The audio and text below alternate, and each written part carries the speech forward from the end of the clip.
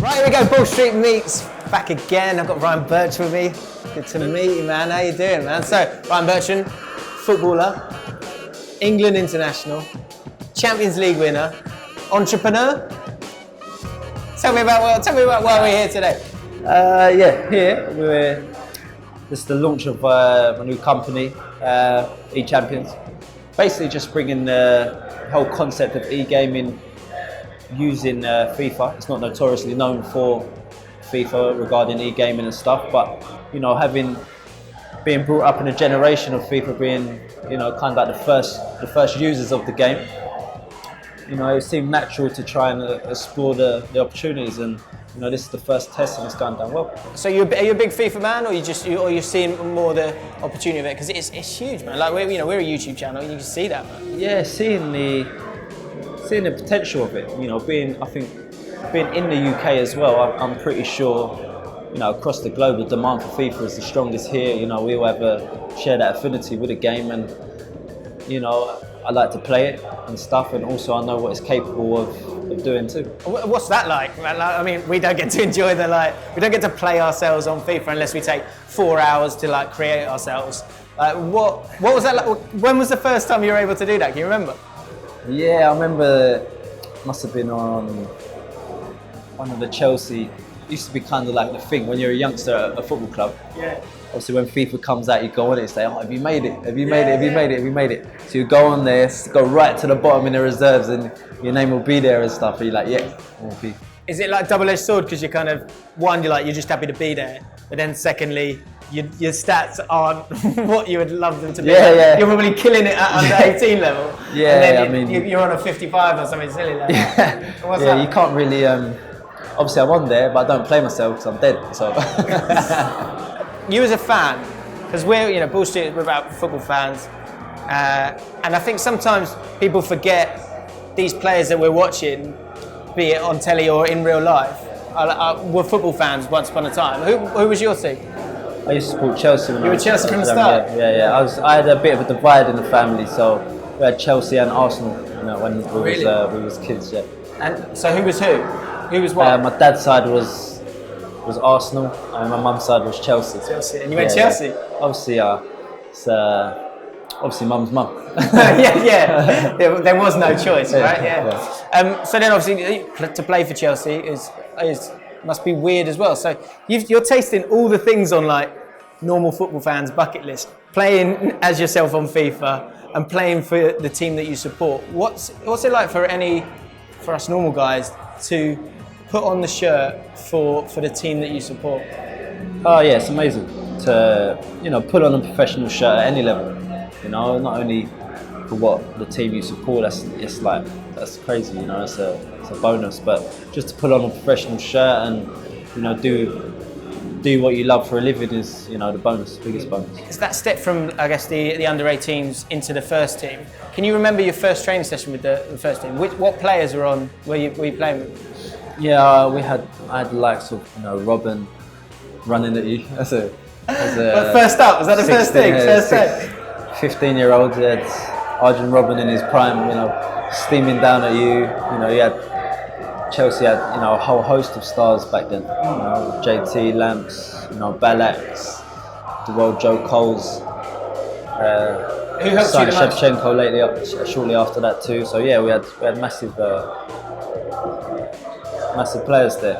Helped me the most was probably a group thing, you know. They had a lot of leaders in there, you know, so you didn't really need one person, but you know, the likes of, you know, JT, Lamps, Ashley Cole, and them kind of like the Drogbas of the world. You know, they're all leaders in their own right, and they all helped me out massively. You hear that a lot about Chelsea, but especially that team, and obviously John Terry, he's not retiring, but he's leaving Chelsea, and he's the last one of that crop.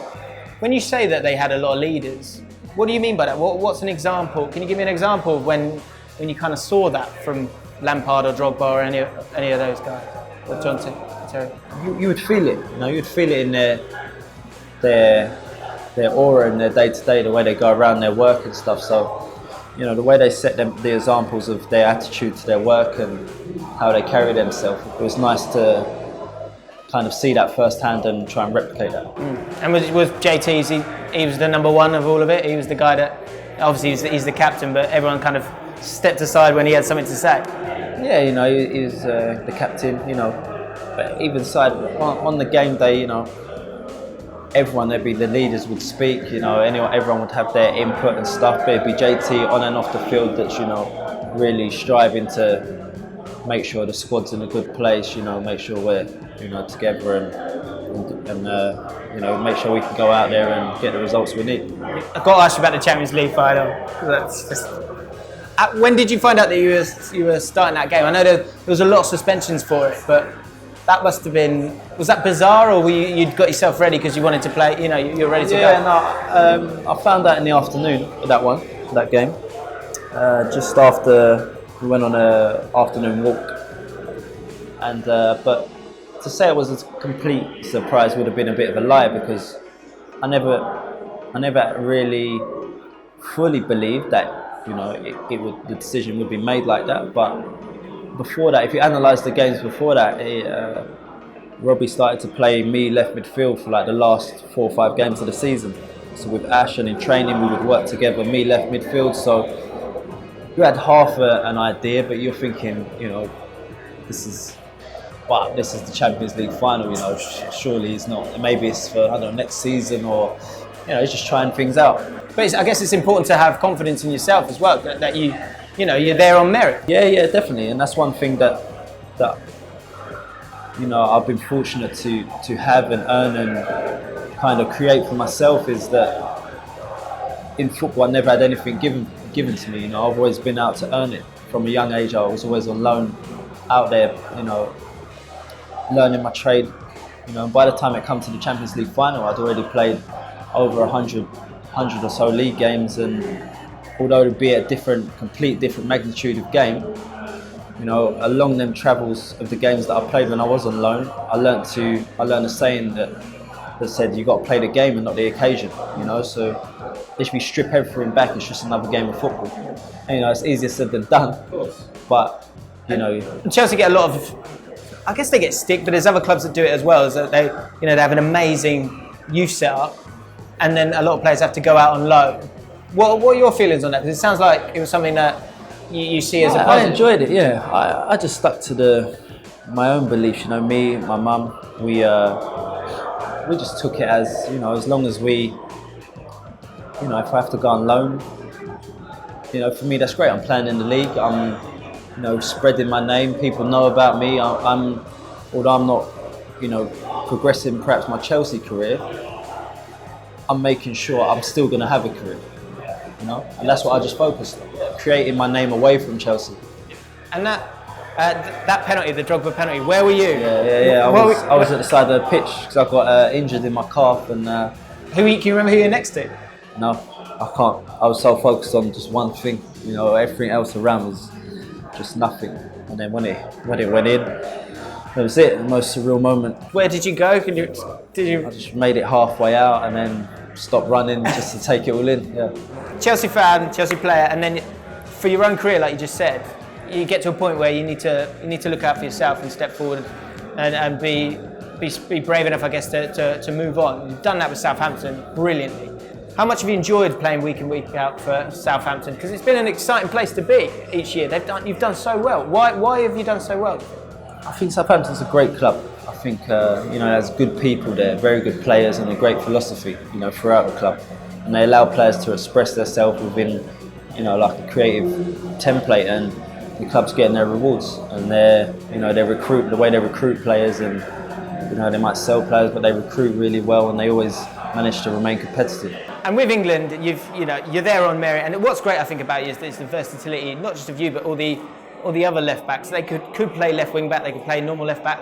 You've played left midfield as well.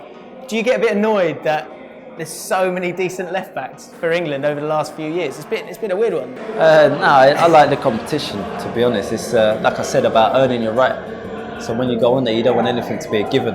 Yeah. Otherwise, you know, sometimes football can get tough, and, you know, if you've got any chinks in your armour to feel like you've been put somewhere and you haven't earned it, then that will come out in your performance. So, you know, yeah, the more, if you back your ability, then, you know, the more the merrier. But and this year, League Cup Final, was a difficult one for you. But do you feel like it was a moment for that Southampton team that, because you play better than Man United, you should have won that? Yeah, I think so. I think that, but that's a difference. I think you can't give to that opposition with that quality of player, and it happened, you know, on 3 occasions. It's funny because we usually don't give many chances away, and you know, we got punished on all 3 when we thoroughly controlled the game and would deserve to win, but it's football. I appreciate it very, very much. Right, that was Ryan Bertrand on Ball Street Meets. If you enjoyed this video, make sure you give it a like, subscribe to Ball Street, and we'll see you next time.